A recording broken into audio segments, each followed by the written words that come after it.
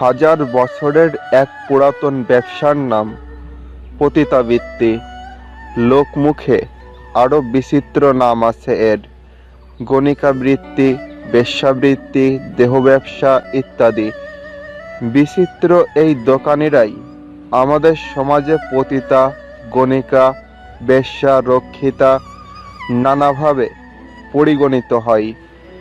যে প্রতিষ্ঠানে তারা বিক্রি করে মাপ পরিমাপহীন এই পণ্য, সেটিই পতিতালয়, গণিকালয় বা বেশ্যালয়। সভ্যতার বিবেচনায় একে অন্ধকার গলি বলা হয়ে থাকে। হয়তো অন্ধকার গলি বলেই আলোর ব্যাপক মানুষেরা চেনে না এ গলি, জানে না এ জগৎ। বন্ধুরা, আজকের ভিডিওতে থাকছে যশোরের বারোয়ারি পতিতালয় এবং পতিতাদের নানা অজানা কথা। ভিডিওটি শুরু করার পূর্বে একটি অনুরোধ থাকলো, ভিডিওটিতে অবশ্যই একটি লাইক দিবেন এবং এই চ্যানেলে নতুন দর্শক হয়ে থাকলে অবশ্যই সাবস্ক্রাইব করবেন।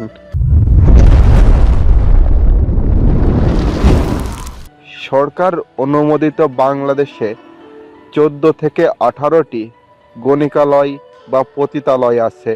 এগুলোর মধ্যে টাঙ্গাইল শহরের বেবি স্ট্যান্ড, কান্দাপাড়া যৌনপল্লী, রাজবাড়ী জেলার দৌলতদিয়া যৌনপল্লী, খুলনার সুন্দরবন সংলগ্ন বাণীশান্তা পতিতাপল্লী, যশোরের বাবুবাজার পতিতাপল্লী, মারোয়ারি মন্দির পতিতাপল্লী, ঝালাইপট্টি পতিতাপল্লী, ফরিদপুর শহরের রথখোলা যৌনপল্লী, ময়মনসিংহ গাঙ্গিনাপাড়া যৌনপল্লী, জামালপুরের রানীগঞ্জ পতিতাপল্লী উল্লেখযোগ্য।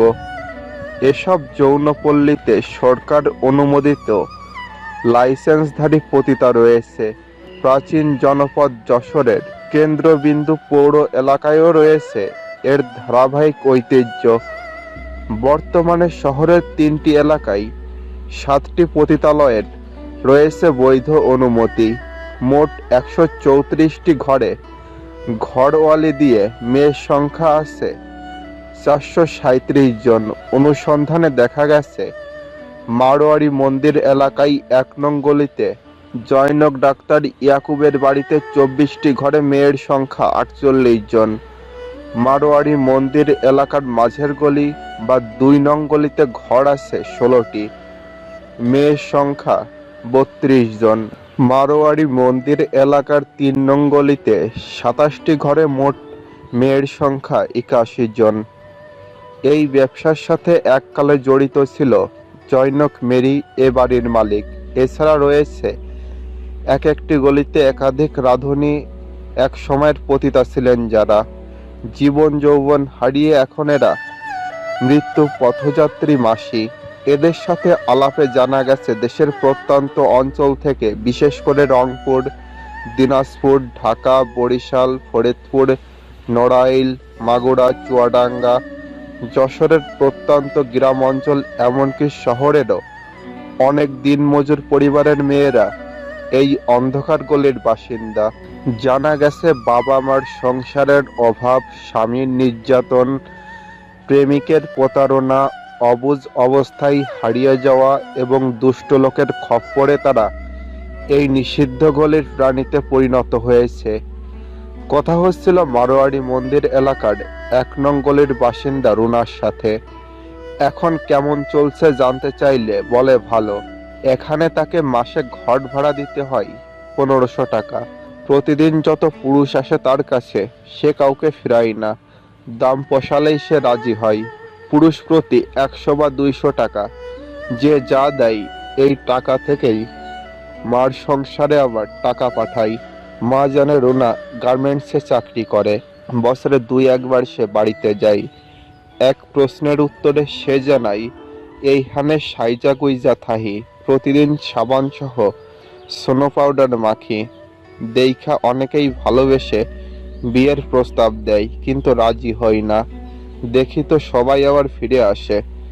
পতিতার সাথে কেউ সংসার করে বলেন, আসলে আমাদের কষ্টে জমানো টাকা, সোনা গহনার লোভেই অনেকে বিয়ের কথা বলে। এইগুলি হাতিয়ে নিয়ে আবার ছুঁড়ে ফেলে দেয়, তখন আর কোথাও জাগা হয় না। থাক এই সব কথা। মারোয়ারি মন্দির পতিতালয়। মারোয়ারি মন্দির এলাকার নিষিদ্ধ 3টি পল্লী অনুসন্ধানে জানা গেছে, এ পেশা সম্পর্কে মানুষ যতই নাক সিটকান না কেন, এর সাথে জড়িত রয়েছে অগণিত মানুষের ভাতের জোগান।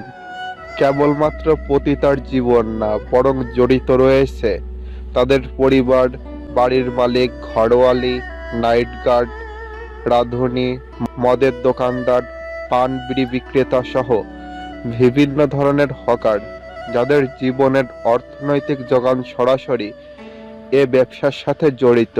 এছাড়াও রয়েছে পরোক্ষ উপার্জন, সরকার ও স্থানীয় সরকারের নানা ধরনের কর আদায়।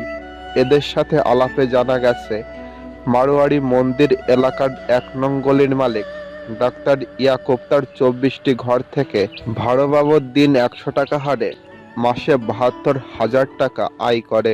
অন্ধকার এই পল্লীতে ঘরওয়ালিদের রয়েছে আর এক নাম, সর্দারনি। শারীরিক আবেদন হারানোর কারণে এরা এখন আর নিজ দেহ বিক্রি করতে পারে না, ফলে জীবিকার জন্য ভাড়াটিয়া রাখে 2 থেকে 3 জন যৌনকর্মীকে। এই যৌনকর্মীরা 3 বেলা খাবার ও ঘরের জন্য ভাড়া দেয় দিন প্রতি 100 টাকা। অনুসন্ধানে দেখা গেছে, কিছু কিছু সর্দারনির অধীনে আছে 12 থেকে 13 বছরের অল্প বয়সী মেয়ে। এখানে যারা চুকরি হিসেবে চিহ্নিত হয়, এরা যে অর্থ আয় করে তার পুরোটাই নিয়ে নেয় সর্দারনি। বিনিময়ে তাদের আশ্রয়, খাবার, পরিধান, চিকিৎসা সহ যাবতীয় দায়িত্ব নেয় তারা। প্রতিদিন এই যৌনকর্মীদের মাথা প্রতি নাইট গার্ডকে দিতে হয় 10 টাকা, ভিতরে নিয়মিত পয় নিষ্কাশনের জন্য দিতে হয় চাঁদা। দিনভর কঠিন যন্ত্রণার পরও রাতে একটু শান্তিতে ঘুমানোর কোনো সুযোগ নেই তাদের।